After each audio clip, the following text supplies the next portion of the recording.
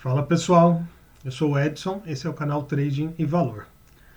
Eu inicio hoje um curso básico de long and short. Eu fiz 1 ano de canal, né? Eu tenho agora um grupo no Telegram, recentemente montei, é esse que está na tela para vocês. E no grupo já me pediram curso, no YouTube já me pediram curso, e eu resolvi aceitar esse desafio e fazer um curso de long and short com o que eu aprendi até agora. Então eu tenho 1 ano de canal, eu montei essa planilha aqui do zero, né? Eu mostrei também aqui no canal como fazer uma planilha. Essa é a minha planilha pessoal, ela tem mais coisa, mas eu mostrei como se faz uma planilha básica, né? Mas com o que você precisa para operar em long and short, dá uma olhada no link. E durante o curso você vai precisar sim dela, vai ser interessante. Se você ainda não tem a sua ferramenta, não tem a sua plataforma ou não tem planilha, acho que é uma ótima oportunidade para você montar a sua do zero. Então, eu vou começar falando hoje de o que é, né, cointegração, explicar por que cointegração, falar um pouquinho de série temporal e o conceito da operação de long and short. Então, basicamente, long and short é você operar comprado e vendido simultaneamente. Porque long, quando a gente fala no mercado que está long, a gente está comprado. Quando está short, estou vendido. Eu não tenho papel, eu faço a venda. Então, se você não sabe o que é operar vendido, eu também vou falar aqui para frente, tá bom? Mas essa é uma operação de long and short. E eu faço isso com base nisso aqui, no gráfico de resíduos. Tá?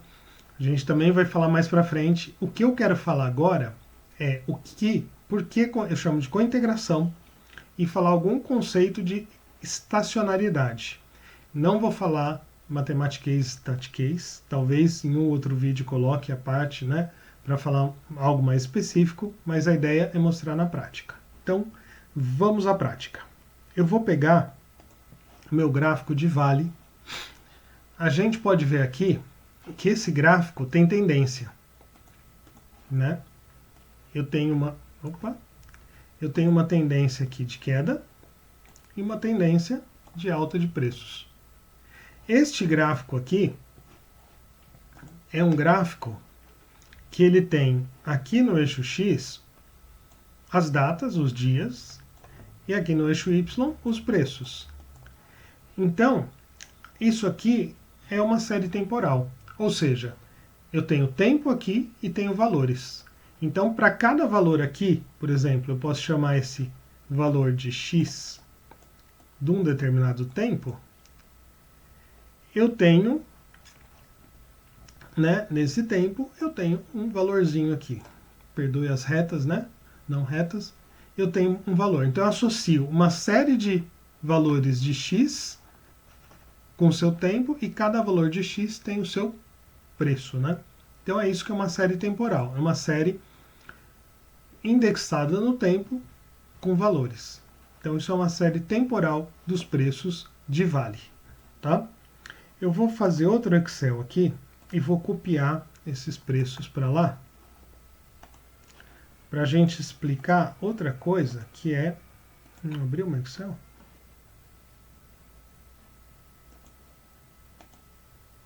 Vamos abrir outro Excel, que aquele lá não quis abrir. Aí. Vou copiar meus preços para cá. Vou deixar só a coluna de fechamento, que é o que normalmente a gente usa no mercado. E eu vou fazer uma coisa a mais aqui, que eu quero fazer a diferença do preço de hoje para o preço de ontem. Então essa coluninha aqui vai ser só a diferença de preço, tá? É isso que eu estou fazendo. E eu vou separar isso aqui em 2 grupos. Um grupo de 100 valores. Cadê? Aqui. E outro grupo também de 100 valores. 106, 200. mais ou menos, né? Deixa eu apagar tudo que tem para baixo. E o que eu quero fazer agora é montar, a partir deles, dois gráficos. Então vou pegar esse primeiro e vou fazer um gráfico. E esse é o gráfico das diferenças. Certo? Deixa eu tirar esse eixo aqui dos dias que a gente não precisa dele. E vou fazer a mesma coisa com este aqui.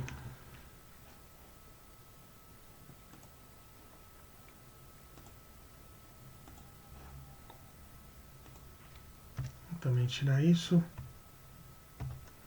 Deixa eu levar esse gráfico aqui para cima, porque eu quero que os dois fiquem próximos, para a gente comparar. Eles têm essa característica aqui de oscilação. E eu vou colocar mais duas coisas aqui. Eu quero colocar a média e o desvio padrão para os dois. Então a média desse aqui vai ser isso aqui. A média é... O meu Excel está em inglês, tá? Então média é isso aqui. E o desvio padrão, Standard Deviation. E eu quero fazer a mesma coisa para o de baixo. Só que a gente precisa ajustar os valores, né? Ele começa na C106 e vai até C106. Não tá querendo ajudar aqui. Vou pegar de novo. C106 até C206. Deixa eu copiar essa faixa aqui que eu vou precisar para o desvio padrão. E o desvio é esse aqui, tá? Então a gente tem dois períodos de tempo, duas janelas de tempo em vale. E vamos fazer outra coisa, vamos colocar também, eu quero colocar aqui menos 2 desvio negativo, que é esse cara aqui.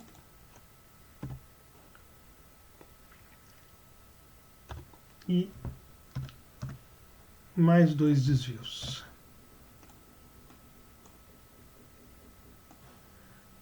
Então vou pegar menos 2 e mais 2 desvios. Pronto. E a mesma coisa para cá.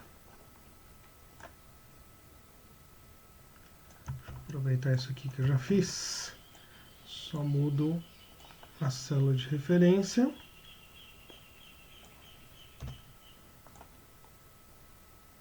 E agora a gente vê já que está muito próximo os dois desvios, né? E eu vou colocar 2 desvios aqui nesse gráfico e vou colocar nesse também. Pronto, agora a gente tem o que a gente precisa. Então a gente pode ver que essas duas séries têm uma característica que eu chamo de estacionária, né? Elas são séries estacionárias. O que é uma série estacionária? É uma série que tem desvio padrão constante, média constante e ela não tem sazonalidade, né? É mais fácil a gente ver aqui, por isso que eu coloquei a média e o desvio, né? A média a gente vê que ficou menos 0,14 e aqui 0,13. Ficou bem próximo a zero, né? As duas. E o desvio padrão ficou praticamente igual, 1,82 nos dois casos. Então a gente pegou dois intervalos de tempo. Então essa média e esse desvio não são dependentes do tempo. São constantes, independentes do tempo. Isso é o conceito de estacionalidade de uma série.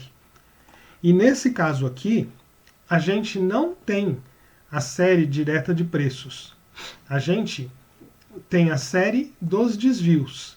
Então a gente fala que essas séries aqui de vale, elas são integradas de ordem 1.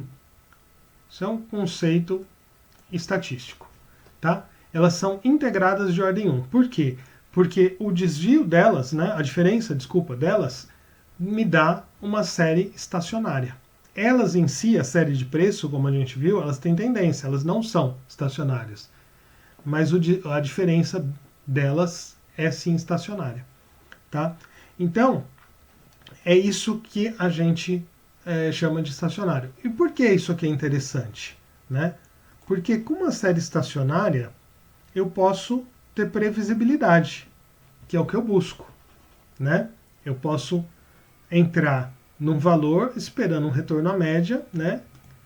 Como eu falei aqui, eu posso entrar num desvio 2 esperando um retorno à média, ou num desvio menos 2 também um retorno à média. Eu posso operar esse gráfico de resíduos, tá? O que a gente já viu que isso aqui é uma série, os preços, né, normalmente das ações são séries integradas de ordem 1. Ou seja, com os preços em si, eu não consigo trabalhar, né? Porque eles não têm esse conceito de estacionariedade. Porém, o que acontece? O que ocorre? Se eu tiver duas séries, então eu tenho uma série temporal lá de preços, x de t, e outra y de t, tal que uma combinação linear dessas séries, ou seja, um x de t mais um parâmetro qualquer, né, vezes y de t, me dá uma série estacionária. Quando isso aqui acontece, eu chamo, né, eu falo que essas duas séries x de t e y t, elas estão co-integradas. Ou seja, elas ambas são são integradas de grau 1, né, de ordem 1, e a resultante delas, com essa combinação linear, é uma série estacionária. Ou seja, ela é integrada de ordem 0. Isso me fala que elas são cointegradas. Então, por isso que vem o nome aqui de cointegração. E cadê a combinação linear delas? Né? A combinação linear delas acontece por quê? Porque eu calculo o meu y de t, os valores da minha série, estimados com base em x de t. Como eu faço isso? Com a famosa regressão linear. Ou seja, eu tenho uma formulazinha bem conhecida, que aqui no meu Excel estava Ecor com Cogna, tá? Então vamos usar esse. Ecor está no eixo do x, Cogna no eixo dos... Desculpa. Ecor no eixo dos y, Cogna no eixo do x. E eu consigo encontrar uma relação matemática entre elas. Eu consigo falar, ó, meu Ecor é 2,15 vezes meu Cogna, mais um reduzidozinho aqui. Então, eu encontrei, né, uma relação. Vamos chamar aqui, então, falando que o meu y de t é igual a 2,15 meu x de t. Que essa é a relação que a regressão linear me deu, né? Meu x de t. Tá? Porque cada ponto aqui tem o seu tempo. Então, eu coloquei o tempo na série. Mais um termo aqui constante, alfa, que nesse caso é 2,88, mais um erro, que eu vou chamar de epsilon, e o erro também depende do tempo. Por quê? O meu erro aqui para esse ponto, por exemplo, está aqui. Aqui para esse ponto está aqui. O meu erro aqui é positivo, né? E o meu erro aqui é negativo, tá? Então, eu tenho que somar esse erro aqui para o valor ficar exato. Então, colocando essa fórmula aqui, eu tenho que eu tenho aqui a relação que eu queria, né? Então eu tenho y de t menos 2,15 xt é igual, menos alfa, é igual meu erro de t. Esse meu erro é o que eu chamo de resíduo. Ele é o resíduo, né, da minha regressão. Então, essa parte aqui, eu posso dizer, né, eu posso testar, que é o que eu queria, né? Esse termo é constante, a gente pode ignorar ele aqui para esses fins, que não vai, só vai deslocar para cima ou para baixo. Mas isso aqui, ó, né, é o que a gente estava vendo da relação entre um ativo integrado de ordem 1 e outro também integrado de ordem 1. Opa! E eu quero saber se eles formam 1 e 0. Ou seja, eu preciso estudar esses resíduos aqui, tá? Que é a mesma coisa que achar essa relação aqui linear entre eles. E é isso que eu ploto aqui. Opa! É isso que eu ploto nessa aba que são os resíduos. É aquela diferença que a gente viu.